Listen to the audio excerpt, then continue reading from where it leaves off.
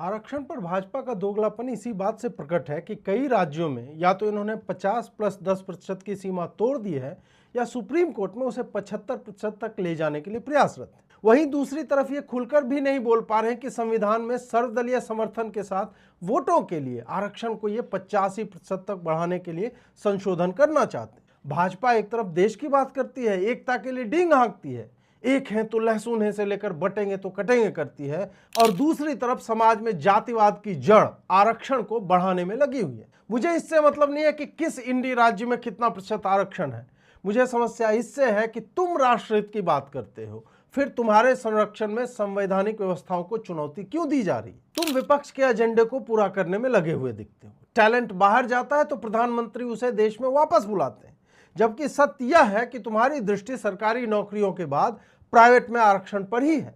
तो ये ढकोसला क्यों? सीधा और स्पष्ट बोल दो कि भाजपा 90% आरक्षण के पक्ष में है, क्योंकि जस्टिफाई तो तुमने इथेनॉल भी किया, पाकिस्तान से खेलना भी किया, तो ये भी जस्टिफाई हो ही जाएगा। विकल्प ही क्या है कि नहीं? Classic defence. और जो कह रहे हैं कि SC ST OBC भी तो हिंदू हैं, क्या उनको हक देना हिंदुत्व तो नहीं है? तुम आजीवन ऐसे ही अधिकार की भीख मांगते घूमते रहोगे। तुम्हें घिसट कर जीने की आदत हो चुकी है, तुम बिना काम किए खाना चाहते हो, यही तुम्हारा एकमात्र सत्य है।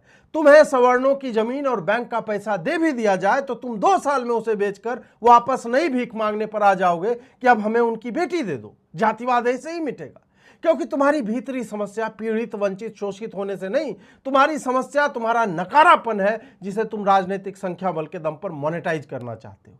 भाजपा नए वोट बैंक की तलाश में अपने वैचारिक समर्थकों को ब्लैकमेल करने में लगी हुई है और देख रही है कि हमारे सहने की सीमा क्या है।